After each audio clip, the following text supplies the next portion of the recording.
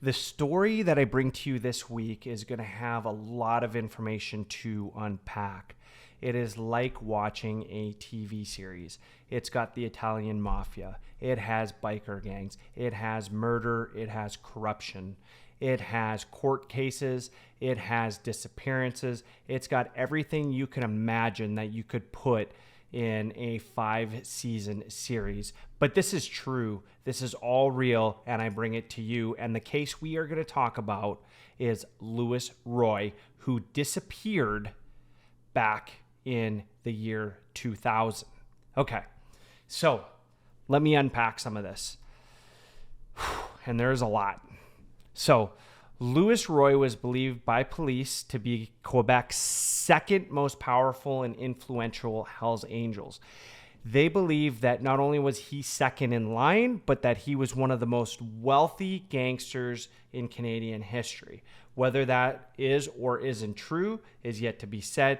But to this day, there's even controversy with his name, specifically with one of his ex-girlfriends who, in a totally different story, runs a subsidized daycare. Louis Roy's name pops up for that a few times.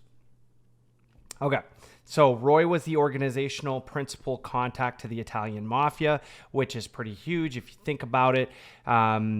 This plays into his disappearance, I think, at some point where, you know, when you're messing with other crime organizations and you're part of a large crime organization, you know, does conflicts of interest arise, especially when you start talking about court cases and what they were going to court for, and we'll get into that in just a few moments. But could it have played a major factor in the disappearance of Louis Roy, and or did he disappear because he was going to court for some of this stuff?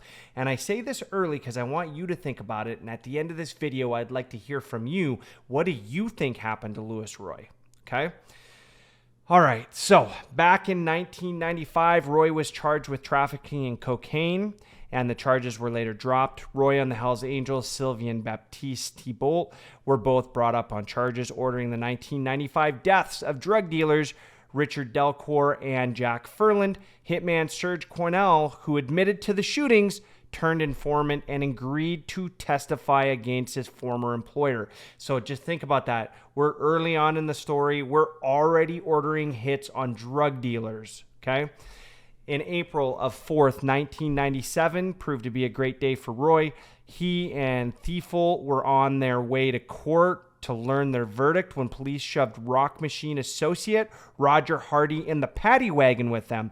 The Hells Angels beat the man severely, and then later that day were acquitted of all charges because the jury felt that Quinnell was not a credible witness. So think about that. One, how does that happen, right? How does that happen? I'll leave that up to you folks. I'm not going to ad-lib on that one. Pretty crazy stuff, right? So let's keep going back. Roy was back in court charged with ordering the 1995 slaying of Claude Lepic Rivard. He was granted bail on August 23rd, 1997. While exiting his Mercedes in the parking lot of his father's motel, he was shot 4 times. Now, he does go on to survive this, but at this point, you know that there's a hit on Louis Roy. Now, not saying he was a good person by any means, but until he's proven guilty of anything, we can only speculate. But it does look like he had ordered some previous hits and that he was pretty deep, not only with the Hells Angels, but with the Italian Mafia as well. So let's continue the story. On September 18th, 1998, Roy pled guilty to 1 count of federal tax evasion and was ordered to pay $20,000 for not declaring any revenue from 1990 to 1993.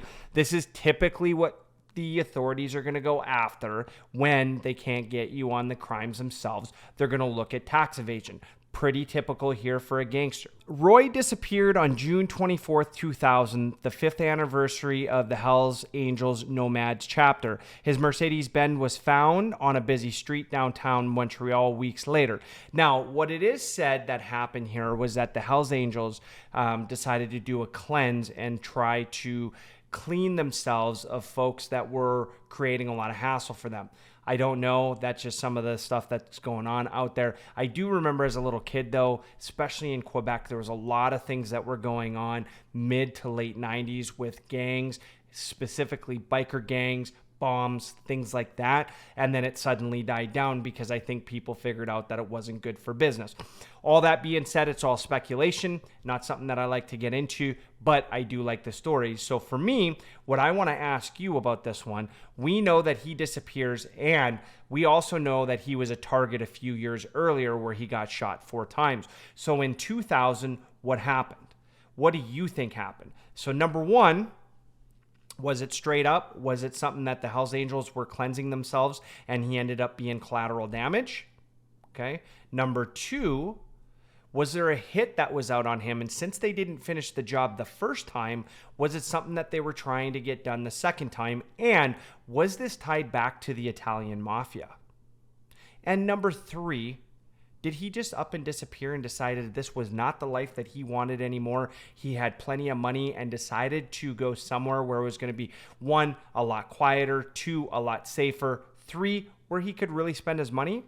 I'm going to leave that up to you as the viewer. Type down in my chat, do you think it's number 1, where it was the Hells Angels, number 2, where it could possibly be the Italian mafia, or number 3, he disappeared on his own and he's still alive to this day? Would love to hear from you folks. So on that one, I am going to remind you, I will bring you a few more live streams throughout the week. We're only going to go to 1 video a week for the next couple of weeks to see how those videos do. And we can always increase later on, but we will supplement with the live stream and we'll talk about live cases. That seems to be going pretty well, and I do appreciate the feedback and or your support throughout. With that, I hope everybody has a wonderful week, and I hope that you're ushering the new year in a good way. My name is Tim Solberg. I'll always be your host, and we'll see you next week.